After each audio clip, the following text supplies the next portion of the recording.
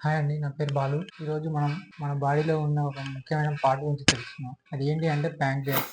Pancreas అంటే మనం తినే ఆహారం జీర్ణం కావడానికి అది ప్యాంక్రియాస్ అనేది తోడ్పడుతుంది. ఈ ప్యాంక్రియాస్ గురించి ప్రతి ఒక్కరు తెలుసుకోవాల్సిన విషయం ఉంది. ఎందుకంటే ఫ్యూచర్‌లో ఎన్నో సమస్యలు ఎదుర్కోవాల్సిన విషయం వస్తది. ఎందుకంటే ముందే తెలుసుకుంటే ముందు జాగ్రత్త కోసం మంచిగుంటది. ఈ ప్యాంక్రియాస్ అనేది మన పొట్ట మధ్య భాగంలో మన జీర్ణ వ్యవస్థలో లివర్ అండ్ ప్యాంక్రియాస్ అనేది ఉంటుంది. ప్యాంక్రియాస్‌లో అయితే మనం తిన్న ఆహారం జీర్ణం కావాలంటే ముఖ్యమైనవి జీవరసాలు. ఈ జీవరసాలు అనేది వీటి గురించి తెలుసుకుంటే మనకు ప్యాంక్రియాస్ గురించి అనేది అర్థమవుతుంది. ఈ జీవరసాలు ఏంటి అంటే ముఖ్యంగా మన నోటిలో ఉన్న ఉమ్ము అదొక లీటర్‌న్నర తయారవుతుంది. ఆ తర్వాత స్టమక్‌లో యాసిడ్ అదొక లీటర్‌న్నర తయారవుతుంది. అండ్ మన లివర్ నుంచి ఒక లీటర్‌న్నర పసరు తయారవుతుంది.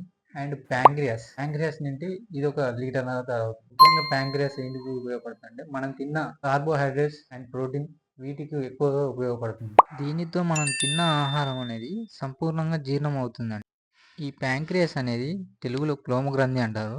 ఎంజైమ్స్ అనేవి రిలీజ్ అవుతాయండి. అవి ఏంటి అంటే ఒకటి ఎంఎల్ఏస్, 2 లైపస్. ఈ 2 విడుదలవుతాయి. ప్యాంక్రియాస్ వచ్చే లక్షణాలు ఏంటి అంటే ఈ యొక్క నొప్పి పొట్ట మధ్య భాగంలోకి వచ్చి వెనక వీపు భాగంలోకి వస్తుంది. ప్యాంక్రియాస్‌లో రావడానికి 2 స్టేజెస్ ఉంటాయి. ఒకటి acute pancreatitis, 2 chronic pancreatitis.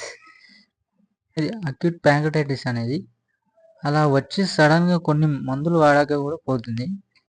Chronic pancreatitis అనేది వచ్చి వీపు వెనక భాగంలో నొప్పి వస్తుందండి. ఇంకొకటి లక్షణం ఏంటి అంటే క్లోమగ్రంథిలో జీవరసాలు తయారవ్వవు. అప్పుడు మనం తిన్న ఆహారం అనేది పూర్తిగా ప్రేగులోకి వెళ్ళి జీర్ణం కాదండి. మనం తిన్న ఆహారం అంతా మన బాడీకి అందదు. ప్యాంక్రియాటైటిస్ వచ్చిన వారు వీక్‌గా కనిపిస్తారండి. ఇంకొకటి ఏంటి అంటే ప్యాంక్రియాస్ అనేది కొంత భాగం అనేది డ్యామేజ్ అవుతుందండి. ఆ డ్యామేజ్ అవ్వడం వలన కొంత భాగం చనిపోతుంది.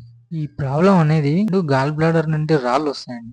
రాళ్ళొచ్చే ప్రదేశం అండ్ ఈ ప్యాంక్రియాస్ ఎంజైమ్స్ అనేది రిలీజ్ చేసే ప్రదేశం అనేది ఒకే దగ్గర పేగులోకి వెళ్ళడానికి అనేది రిలీజ్ అవ్వడానికి ఒకే దగ్గర అవుతాయండి.